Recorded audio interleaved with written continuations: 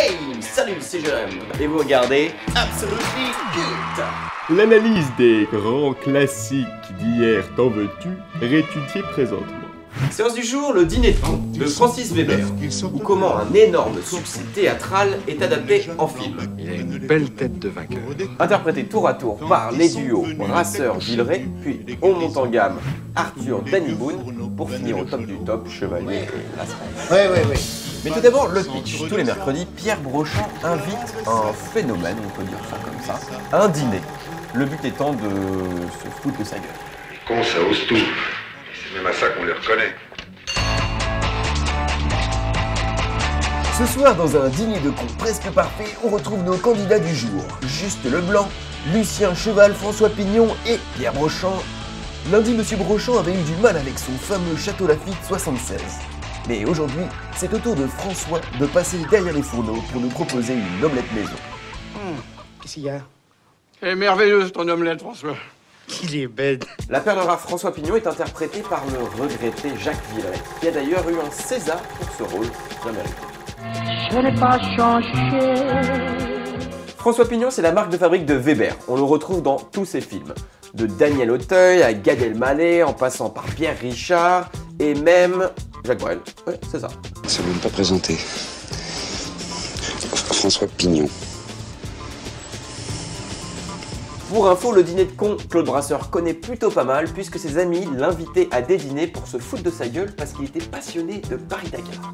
Quand même. Bon, ça va être un peu ric-rac pour les fins de mois, mais enfin surtout qu'avec la Golf, ça nous a fait des frais. J'avais prévenu Patrice. Ouais. Je lui ai dit au bureau, on m'a dit qu'une diesel c'est bien, mais que c'est dur à régler comme moteur. Et pour les petits trajets, il vaut mieux un moteur à essence, plus économique. Ou alors il faudrait trouver un appartement moins cher. Tu t'es vu quand t'as bu de l'eau? Tu vois, un peu, c'est pas. Personnellement, j'y trouve le film est un peu dur et un peu rude. Et beaucoup de gens se font larguer. Ouais. C'est fini entre nous, Manuel, tu te dégages maintenant. C'est moi, je t'appelle pour te dire que je ne rentrerai pas ce soir. Je crois que je ne rentrerai plus jamais. Bref, je l'avais déjà vu 7 fois à la même place pour les mêmes conneries. C'est fini. Du coup, je m'en battais les couilles. C'est pas vrai. C'est bien parlé, j'ai pioché des phrases types. Je suis vraiment de tout cœur avec vous. T'as raison. Vous faites peine à voir. T'as raison. On vous abattrait sur un champ de course. T'as raison.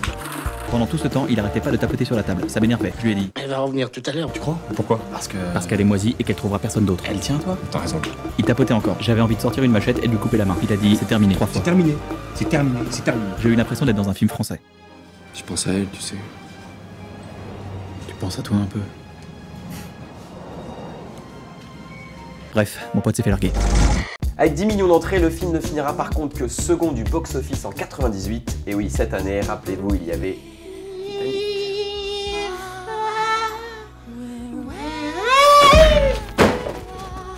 Ce film est un des rares films français à avoir eu un succès outre-Manche. Pourtant, quand on regarde la bande-annonce Made in British, c'était assez mal engagé. If you have an appetite for levity, a craving for lunacy, a hunger for the offbeat, then you are cordially invited to the dinner game. The dinner game. Comedy is now being served. Ah ouais, quand même. Le con en italien est quand même un peu plus classe. Via, metto questa, è più fantasiosa. Oh, che non mi scordi la cartella con le foto. Et si on continue notre tour du monde des connards, je crois que les Américains en tiennent une bonne. They are extraordinary, yet their identities are unknown. But in 2010, we will witness their power.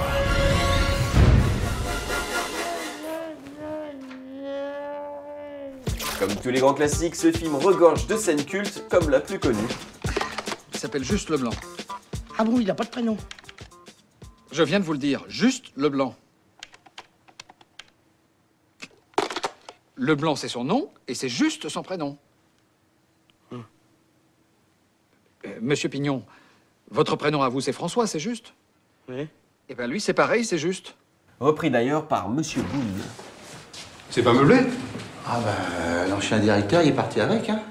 Pourquoi il est parti avec les meubles? Parce que j'ai peut-être les chiens. Quel chien? Les meubles. Attendez, je comprends pas, là. Les meubles chez les chiens. Mais pourquoi vous dites qu'il les a donnés? Mais j'ai jamais dit chat. Pourquoi des chats? Vous avez dit des chiens. Pour info, la majeure partie du film se déroule en huis clos. Je l'avais remarqué. Voilà, c'est tout pour cette semaine. Rendez-vous donc la semaine prochaine, peut-être, pour regarder Absolutely Cult, En attendant, je dois vous laisser parce que j'ai été invité à un dîner.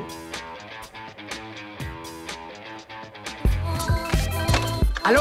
Oui, bonsoir, madame Rochon, ne quittez pas, je vous le passe. Mais qu'est-ce que vous faites là, vous? Je croyais que vous appeliez d'une cabine téléphonique. Mais quel con. Non, enfin, non, je suis plus dans une cabine téléphonique, je suis effectivement de nouveau chez votre mari, mais je vais vous expliquer. Allô? Juste le plan... Juste le... Putain, blague sur la pipe? Toujours pas?